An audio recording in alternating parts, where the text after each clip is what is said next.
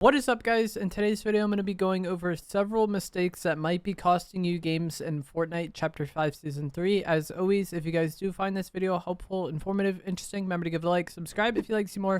Let me know down in the comments below which mistake has been making you lose matches most. The first, and probably most obvious that we're going to talk about, is going to be not using a car, because Chapter 5 Season 3 has a heavy emphasis on car combat, and using cars not only makes it easier for you to get eliminations on other players, but also makes it a lot easier for you to eliminate other vehicles and get a lot of damage on those other vehicles, but just also get around the map much easier. Anybody on foot is just going to be an easy target this season, unfortunately.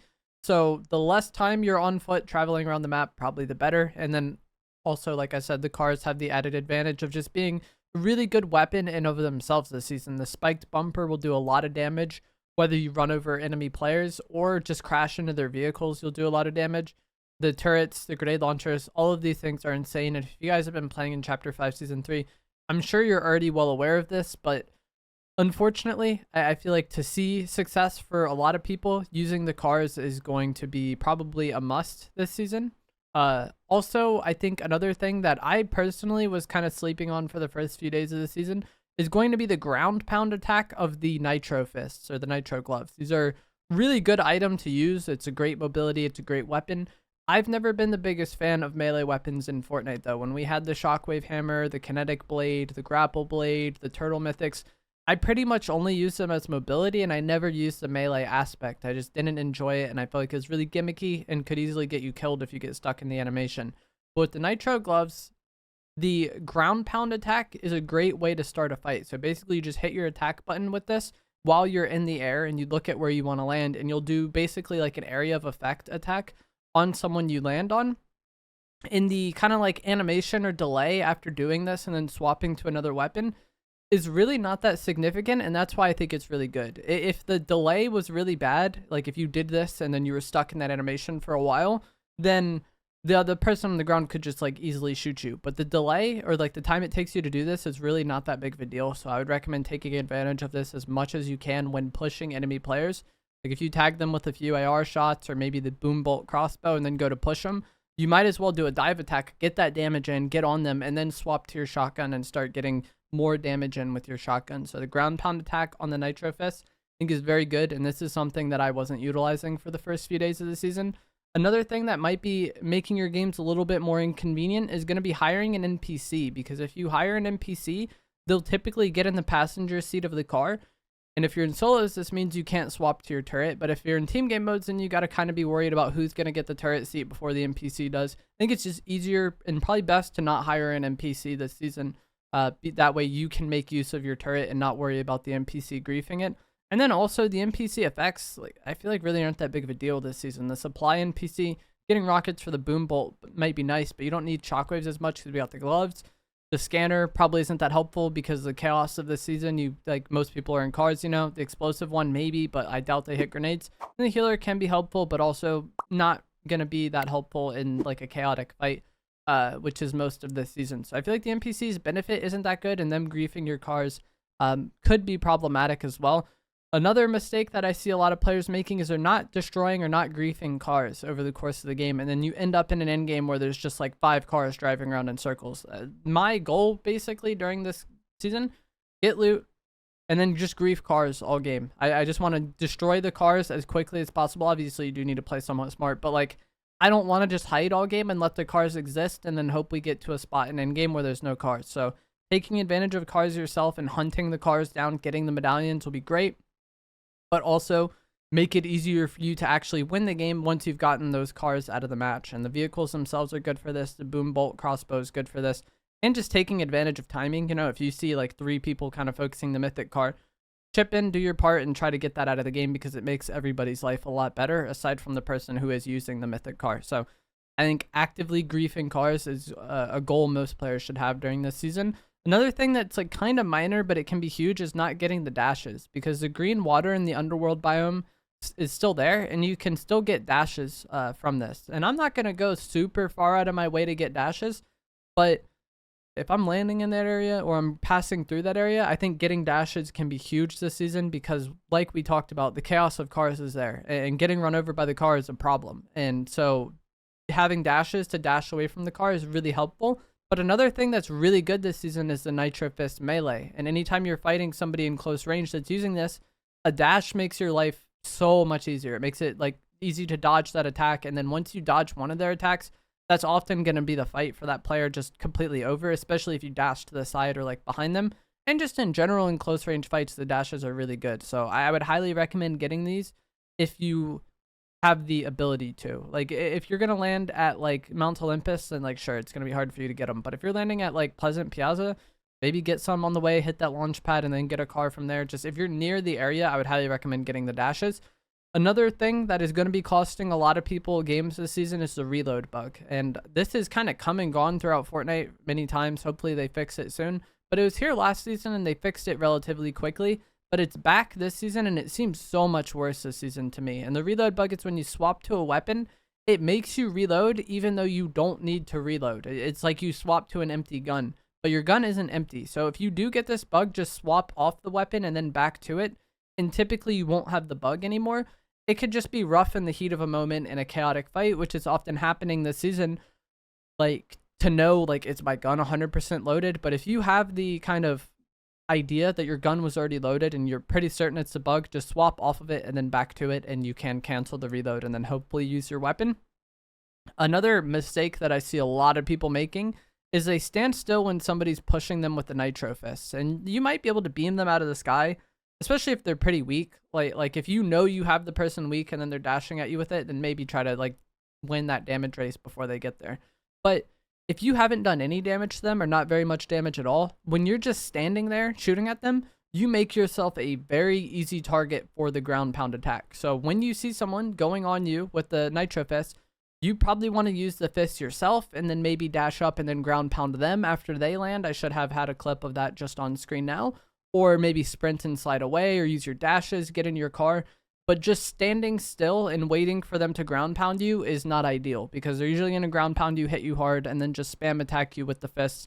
And it's just a very cheesy way to die. And I've seen a lot of players do this, whether it's like when I go to Nitro Fist somebody, like I see them just stand there and I really don't know what they're doing. And I've seen it happen to like streamers and other players as well. So just standing still and trying to shoot at them while they're about to get on you with the Nitro Fist, I think is a kind of a mistake that a lot of people kind of opt into, because they think like, oh, this guy's using mobility, he'll be an easy kill. And in the past that would work with some items, but the ground pound attack of the fist is just very, very good. And the melee attack of it is also very good. And just in general, standing still in close range fights is really problematic always.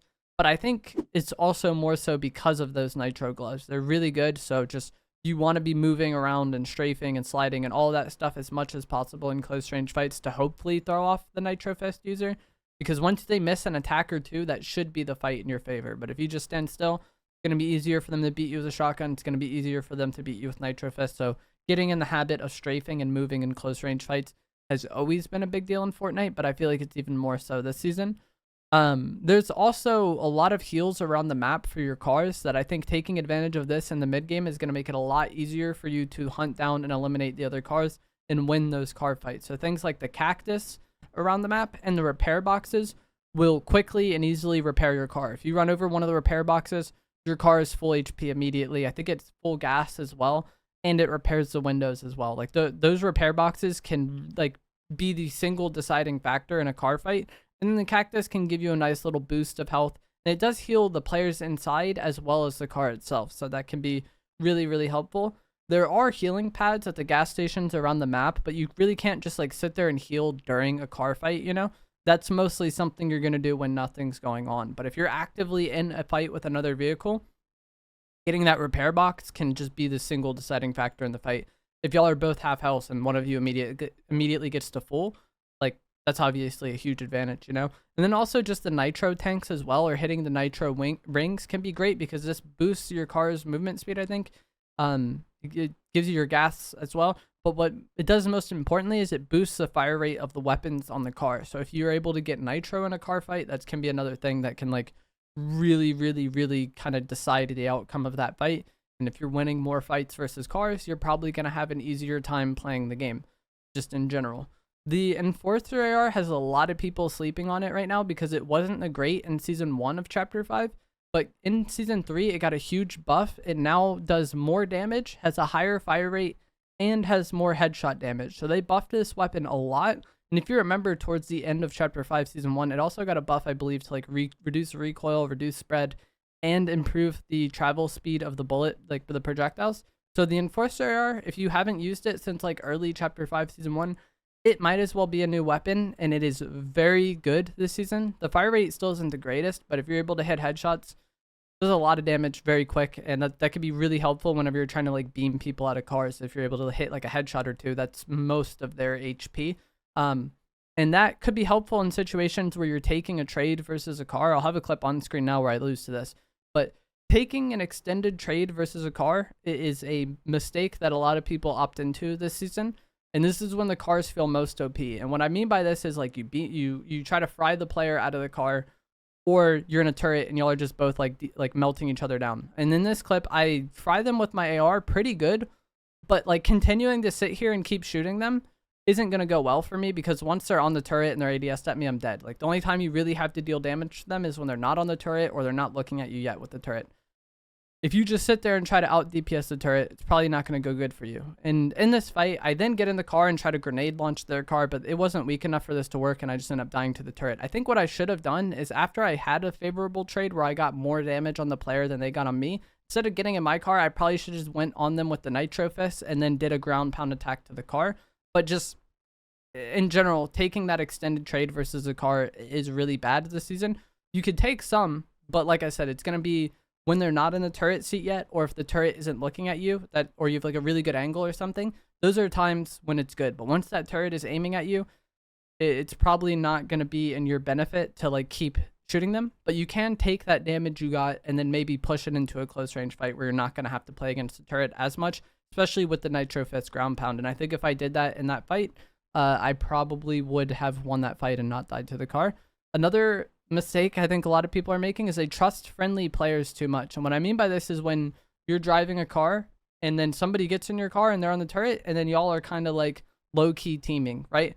A lot of people get in this situation and then they're surprised when I just get out of the car and kill them. So like, I feel like that goes both ways. If you're the person on the turret seat, just know at any moment that driver is going to try to eliminate you. And then same thing if you're driving, the turret user is going to try to kill you. So don't get too comfortable teaming with these people. I know it happens a lot this season just because of the nature of the game, but just always keep in the back of your mind that that person is probably going to be the one that's most concerned with what you're doing.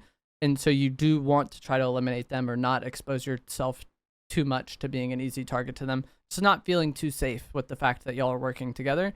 And then the final thing I want to talk about is not taking advantage of the pickaxe trick. I've talked about this, I think, in every video I've made this season because it's very helpful against cars.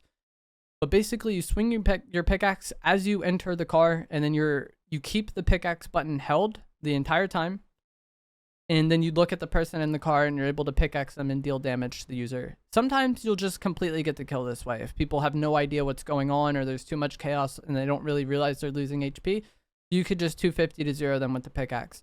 That's not going to happen often, but what it is great for is when you already have damage on them anyways, and you're able to like finish them off with the pickaxe trick.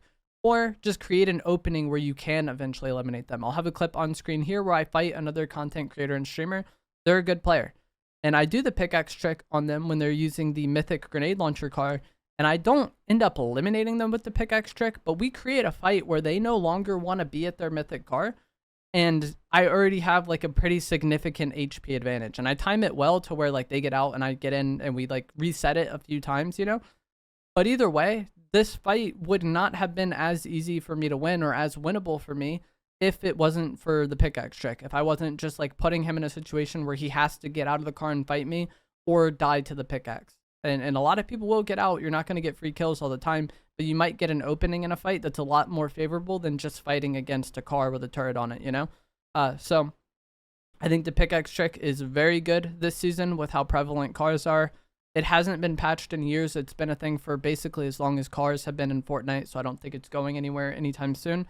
And so getting used to doing this and kind of identifying which situations are good for it and you know, when to do it and how to play off it, I think is huge for a lot of players, and it'll definitely make it a lot easier for you to win in Chapter 5 Season 3. But that is going to be it for this video. Hope you guys found this helpful, informative, interesting. As always, if you did, remember to give it a like, subscribe if you'd like to see more, comment down below which mistake you think has been costing you games in Season 3, and I will see you guys in the next one. Thanks for watching.